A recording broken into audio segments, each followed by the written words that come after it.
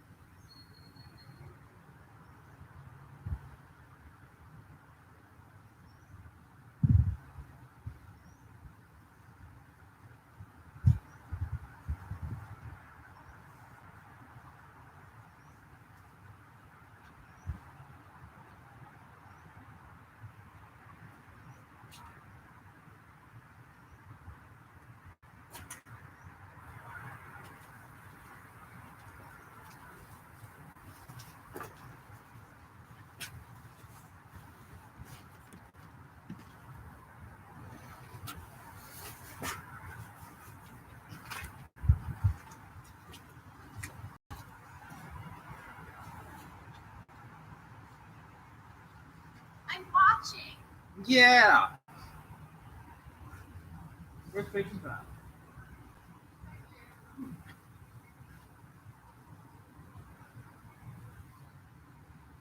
It's like a 5 minute or it's kind of funny. No, is it? Does it? Can you hear me?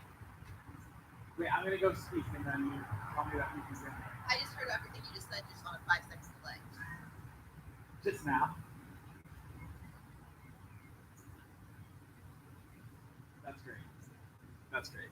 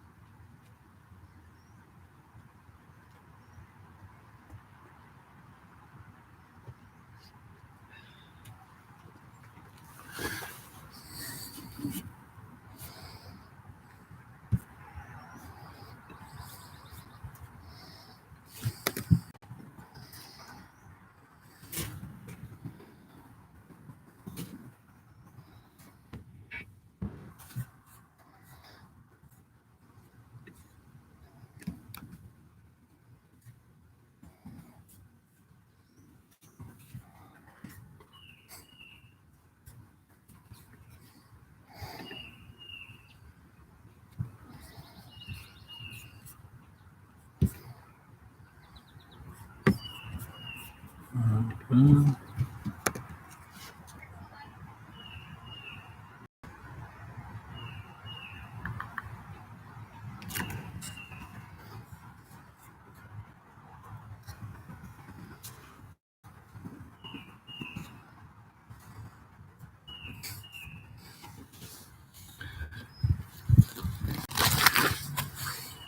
Hi, everybody.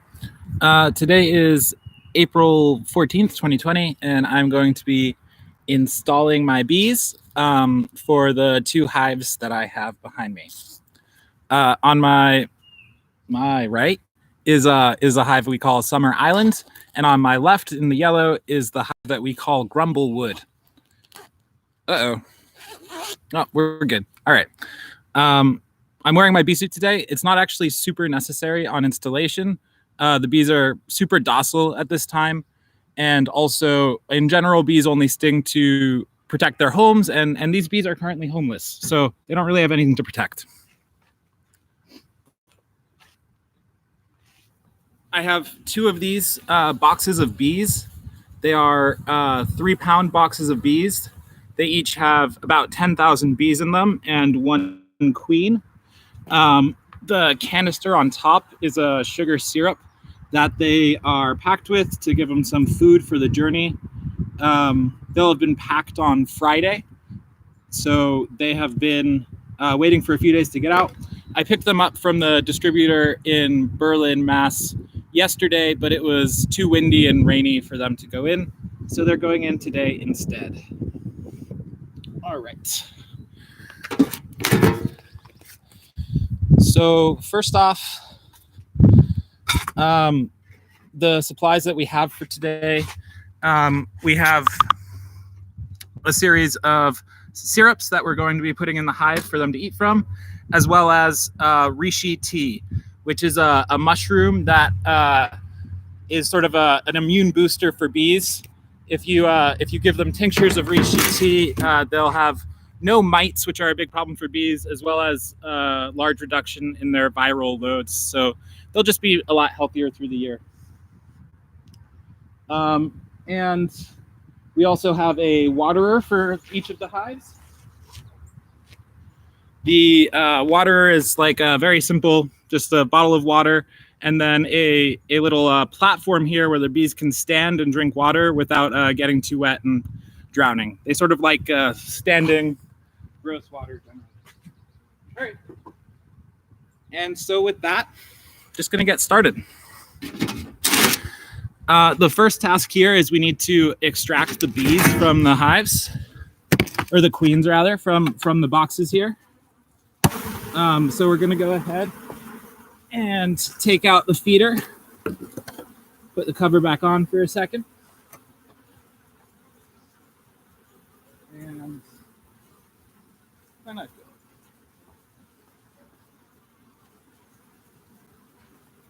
All right. Now the queen is in a little cage inside of the box, and that cage is strapped in here so that it stays sort of suspended. And now I need to get the strapping off so that I'll be able to lift the queen out. Hey guys.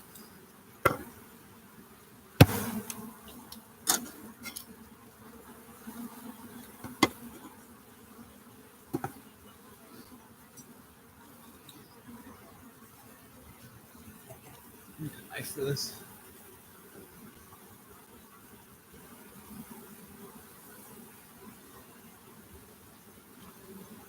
All right.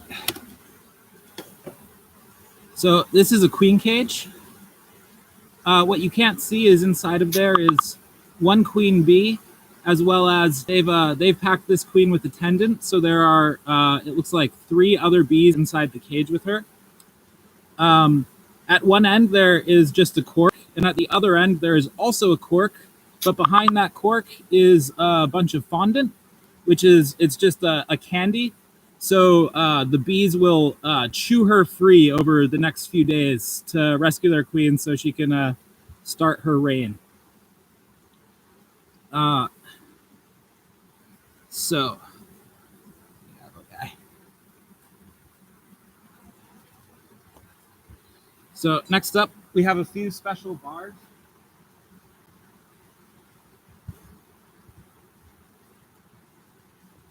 I've hooked up a couple of bars. I don't think you can see it with just paper clips, a little wire that I'll use to suspend the cage in the hive so that the bees can work to free her from a dangling position instead of just on the floor of the hive. That's because just fear that she'd get too cold overnight if she was on the ground level. So we take out the cork on the side with fondant. We leave the other cork in.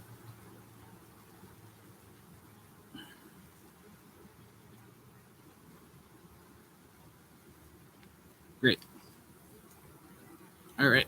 Now we're going to pour the bees.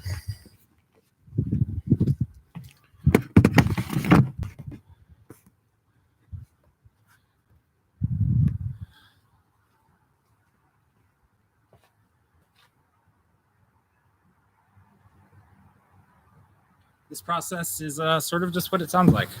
Got a box full of bees. Oop. I'm covered up. Take off the cover. Flip them over. I'm just going to shake them out.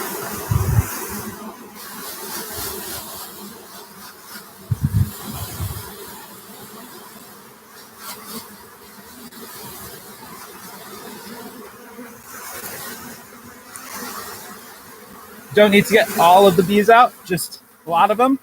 Put the box on the ground, the rest will find their way home, as it were. So now we're gonna put some bars in, cover them up.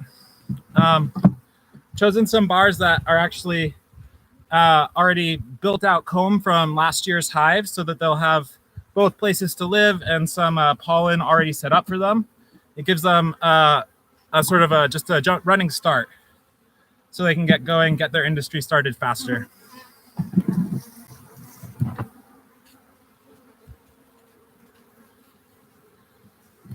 So the first bar I placed is numbered 7 and is full mostly of pollen. I then placed an empty bar, but with some pre-built comb on it from last year that I've broken off. This is bar number 22. I have bar number 6, which is primarily a brood comb section. I'm going to put an empty bar, number 15, next. And then we're going to hang the queen.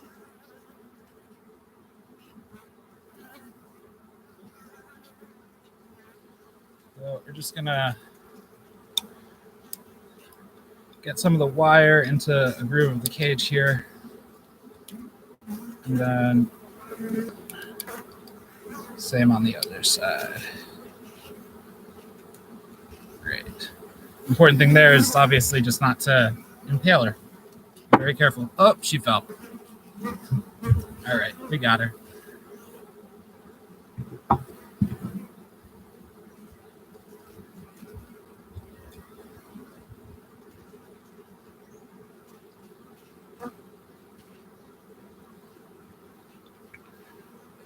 Just trying to do this as delicately as possible. All right.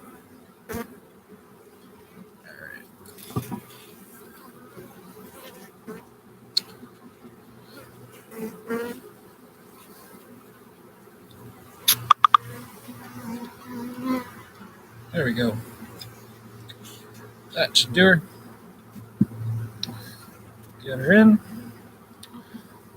The bar that the queen is on is new and unnumbered. She'll be set later. This is another empty bar of comb that we'll put next to her. This actually has a queen cell on the side of it.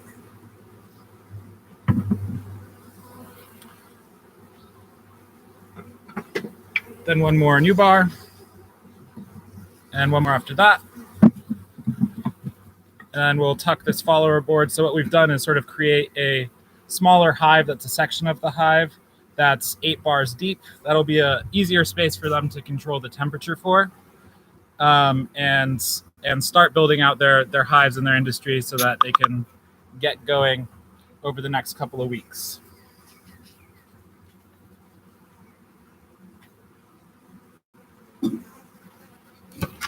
All right.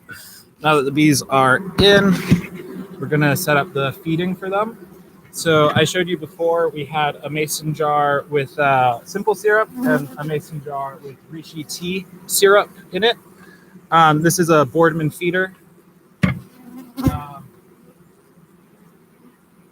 just on top of the mason jar, you have with holes in them.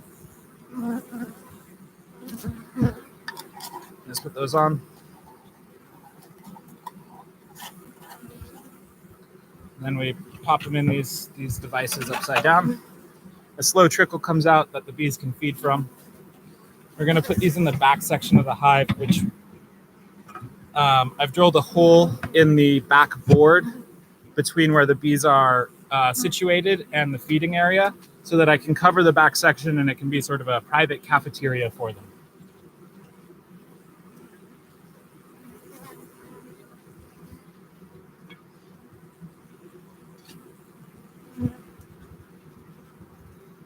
That was 1 pint of simple syrup. Here's our pint of reishi tea.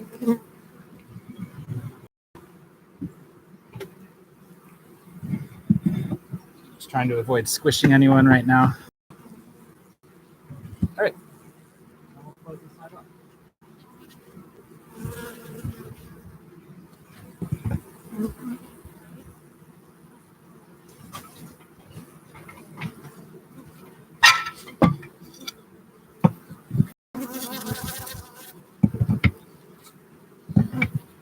These are all just new unused bars closing up the back.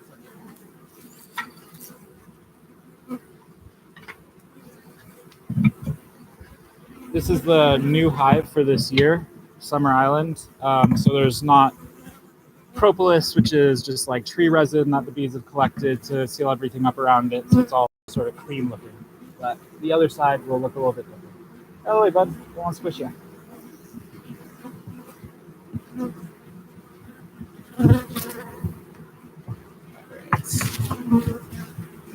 Perfect. That's Summer Island all set. I'll have to leave them alone for the next week. Hopefully they will rescue their queen and get going. You can see they're already sort of exploring the entrance. Some of them are doing what's called the butt dance, where they just sort of wiggle their butt in the air, and that means it's a signal to other bees that the queen is there. So they just wave their butt in the general direction of the queen, and it lets everyone know that we got somewhere to go. Somebody asked, why are the bars numbered? That's so that I can track the progress of a given bar, both in a hive and across time. Bars will like collect some propolis and some wax that sort of bed into the bar, and they actually become more valuable and useful over time and better at being a foundation for life. So I can track which bars have been successful, and I can use that information to figure out where I want to put them to sort of best support the health of the hive moving forward. I don't know, man. It's hard to say. I can't control why awesomeness is awesome, but I love them. All right. Next hive, Grumblewood. I was talking about propolis before. I don't know if you can really see it here.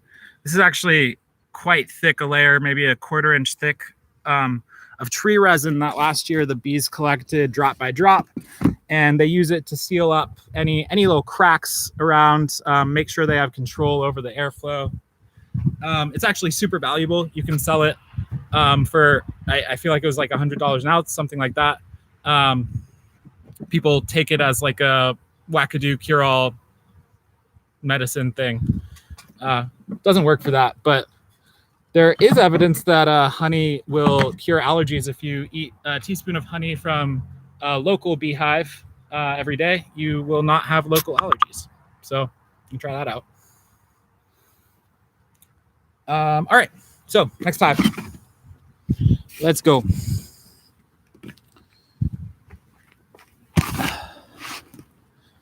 On the other hive, I had already sort of gotten the feeder started out. That's the biggest pain in the ass of this process. They sink into the depression where they start, and you just sort of have to get your fingers in there and wiggle its way up. It's annoying.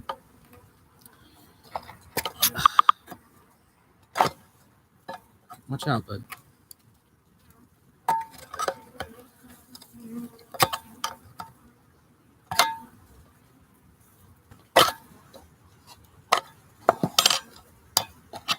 So close. There we go. All right.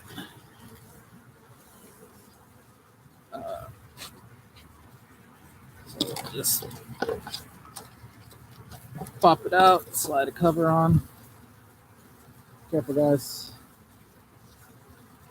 Put it right way just so I don't squish anyone. I got scissors. Just the same process over here where we're going to get the queen out. Careful, bud. Oops. Didn't think that one through.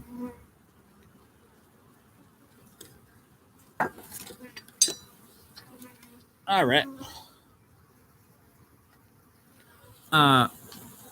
This time I wasn't holding the strap on the queen's cage when I snipped it. So instead of taking her out first, we're going to have to pour the bees and grab the cage out of the pile. But that's all right.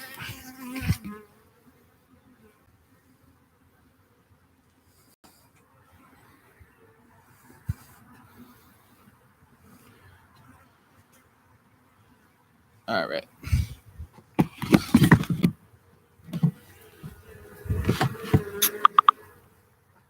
Pouring angle.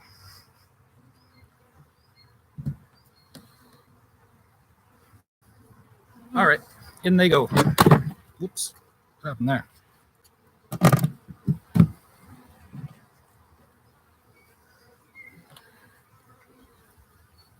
Just had a piece of chrome that was in there break.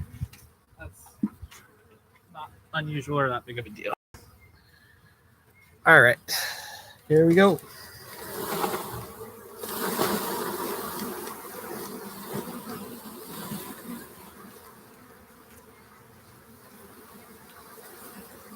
Oh, there's the queen.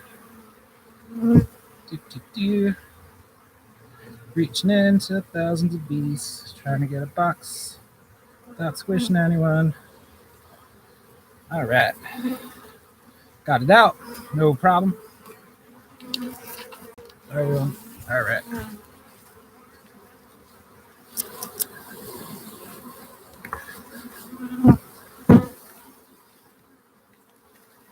Come on out, everyone.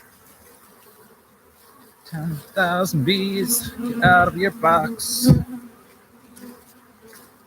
All right, that's enough to get for now. The rest will, I say, find their way out and make their way into the hive. All right, so we're gonna start sealing them up.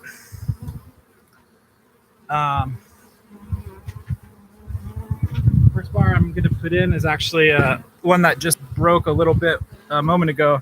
But I had used a technique to repair. This is one that had previously broken off. And I used a technique where you use a hair clip to affix the comb to the bar and then some zip ties, but I've since cut off the zip ties because that repair was successful. So we'll put this in first.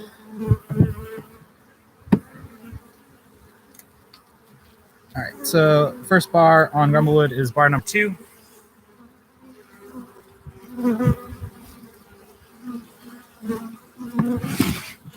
Then I'm going to put on a bar number 17, which has a baseline of some broken comb.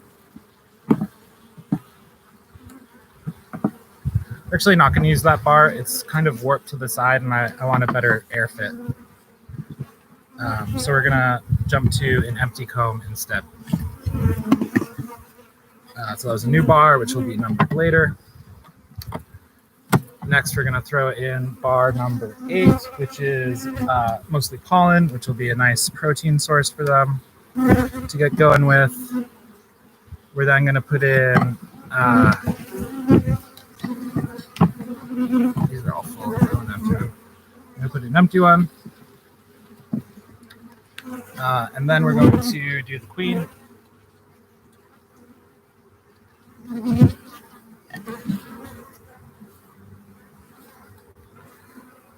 Again, we have a queen. She's marked blue. She is in there with 4 attendants. And I'm going to pop the cork.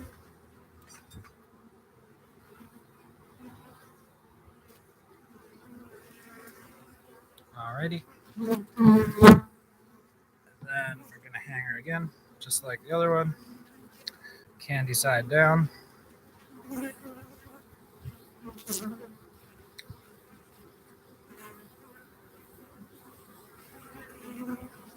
Ah, my wires fell off.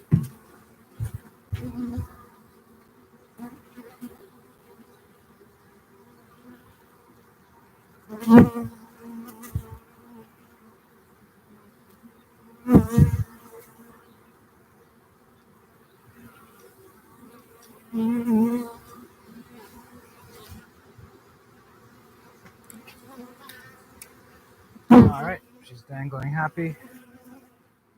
Out of the way. Yeah, the hardest part of all this is trying not to squish anyone. They're always standing in the places you want to put things. But you gotta try to be polite, give them their space. All right, so the queen's in.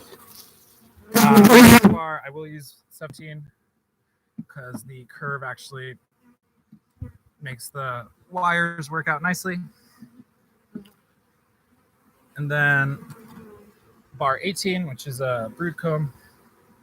Move. Move.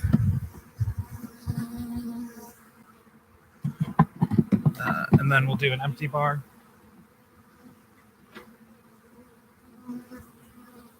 Unnumbered. Looks like it was used as a spacer last year. And then we will do this bar with pollen. What's that guy was 2? It's 9. We'll leave it at that. That last bar was number 6. Oh, sorry, bud. You all right? You're all right, bud. You're all right, buddy. Okay. Cool. Now, just like on the other hive, excuse me, everyone. Just going to put in the foods.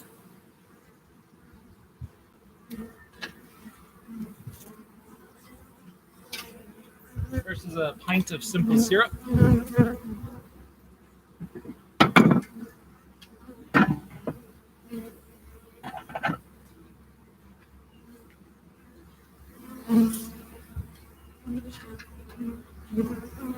Next, we have a pint of the Reishi tea syrup.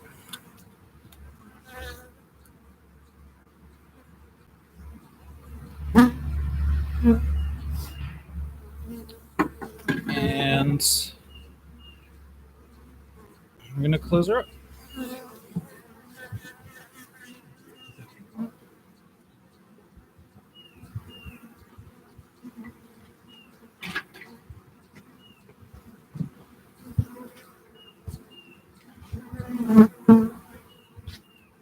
All right. Making sure that cork is actually open there. Yep. Let's close up.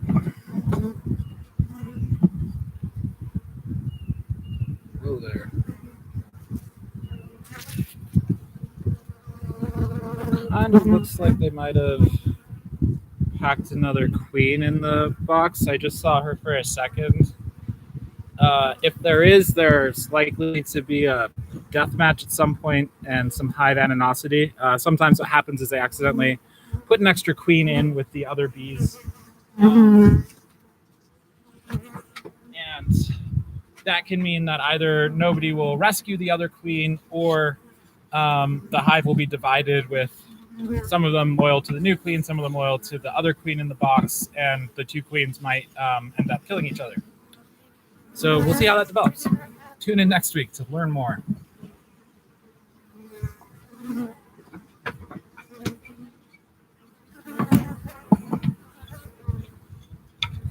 All right. And that is rumble lid all taken care of.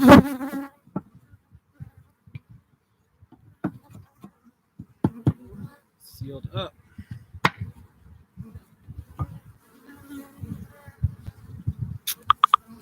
So they're just sort of exploring their new space, figuring out where the cracks are, where the doors are, finding the water, the food, all that sort of stuff.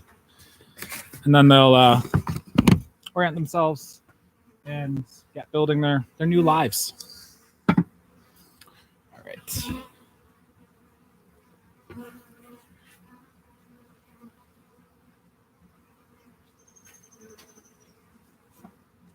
Put in some old broken comb that has full of pollen just on top, so they can choose to use it as a food source if they want to, but it's not sealed into their space. They'll be able to access it through the roof if they choose. Over here is my mini hive, which I am using currently to store full bars from last year that I'm not yet introducing into the hives, but will at some point. I will also at some point, hopefully one day, use this to divide hives so that we can get more buying packages of bees. And that's pretty much it. Any questions? Why am I not wearing gloves? Because I usually don't wear gloves just because I like to have the dexterity of it, but also particularly today, they're super docile on installation. Really even need a bee suit. I just care more about my vision than being right about not needing a bee suit. So I choose to wear one anyway. And if there's nothing else, I will be leaving them alone for a full week's time, which is super hard. But next week I will be doing my first inspection and making sure that the queens are healthy and good to go. Why don't they free the queen before you dump them?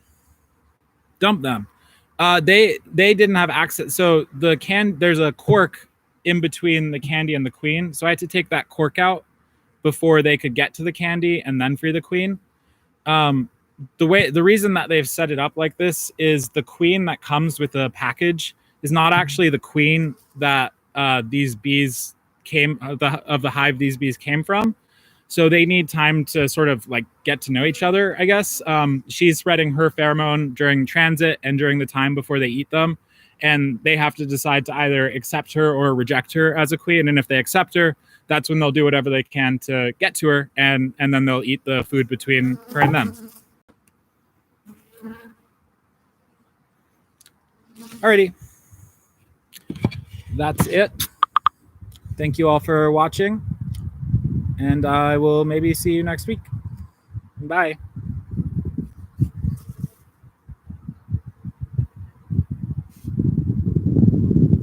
What's up?